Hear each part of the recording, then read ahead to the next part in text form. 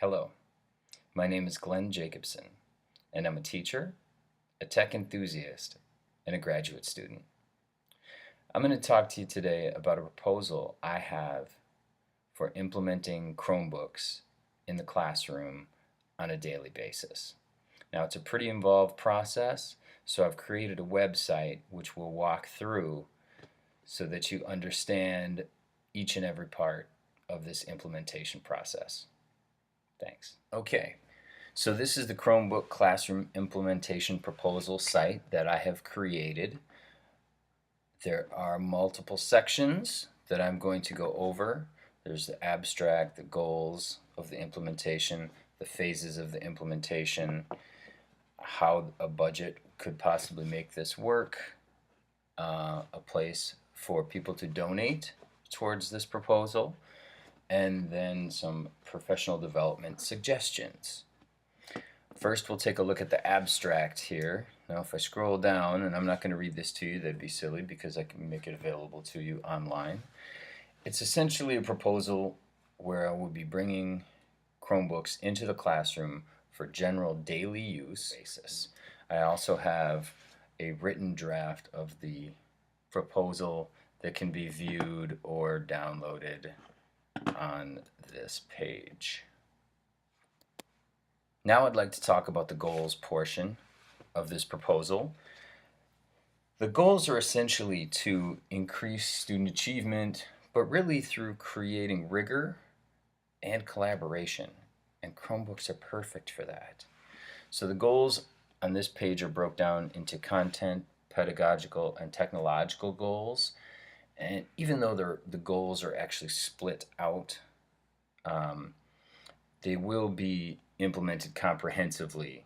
That brings us to the implementation part of this proposal. It is broken down into 3 phases, which I will show you on this Prezi. All right. Now, phase 1 is using it as a resource. Okay, students are going to use it to look things up, to take a quiz, to play a game, that sort of thing. So an example of this might be this program here where they are doing a pre-algebra practice, and they would select exponents, practice with hints, and then they would say, okay, how would you write this in exponential form? That would be 5 to the first power next, and that one was correct. We can see that would be an example where 2 or 3 kids would get on the Chromebooks, they would go to a station, and they would do their work. Next is the task. Task is more or less a part of a larger activity that the students are going to be doing. So maybe they're assessing resources online. The best example would be making a Prezi, and that's what I have as a suggested task. They could go to Prezi.com and make a Prezi on jobs that use exponents. The third phase is using the Chromebook as a tool. The tool is the Chromebook, so they're going to use it as they would a pencil or a pen or a notebook. They're going to use it essentially all the time. This would be how they could turn in work, take tests, and such. So a good example of this would be a setting where you're working with one-to-one Chromebooks, and maybe specifically the FastFig app, which is a good one for math. And on to our TPAC considerations. Now, if you look here, we've got our content knowledge, which I said was 8th grade math using the Common Core standards. We have our pedagogical knowledge, which is essentially the teacher planned activities.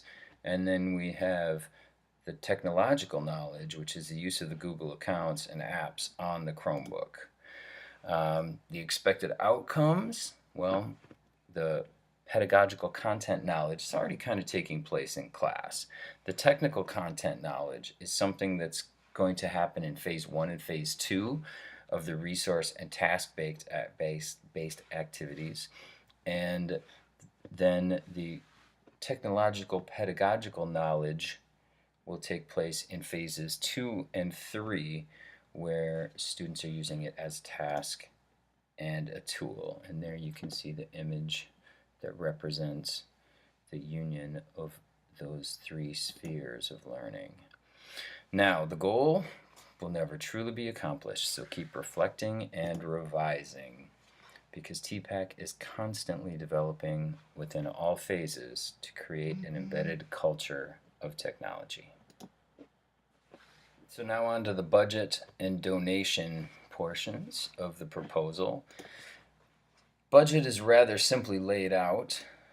Unfortunately, can't really count on any funds from the school or CPS, so it'll really be based on donations, fundraising, and grant submissions. So I have selected some good fundraising and grant opportunities. I've still laid out a budget that basically outfits one very large classroom for under $11,000.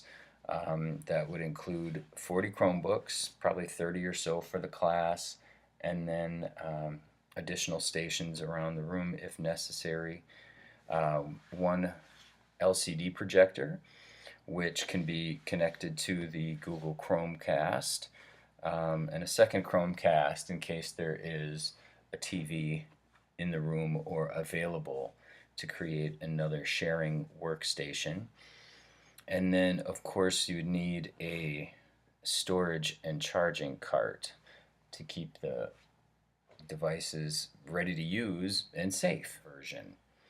If we go back up to the donate page, you will see I am suggesting that people donate to the class. I have a link to take us to Donors Choose, and also essentially a store set up where someone can come to this site and say, hey, we want to send Mr. Jacobson a Chromebook or a few.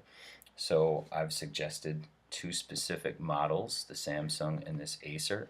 There's also an opportunity for monetary donation where people can increase the quantity to increase the donation amount. Finally, I'd like to recommend some professional development opportunities.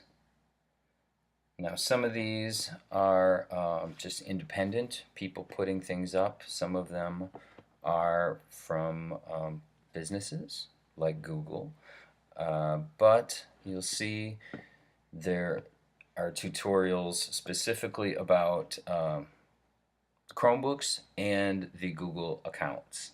So you can see that some of these are just playable right here. Google Drive is a cloud-based office and then likewise there are sites like GCFlearnfree.org, which actually has a wealth of knowledge on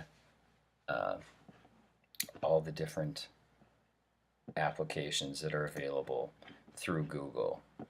So you can see if you need to contact me, I can be reached here if there are requests, suggestions, or comments. And I can also be reached up in the top corner here. Thank you for your time, and we appreciate your donations to this proposal. Take care.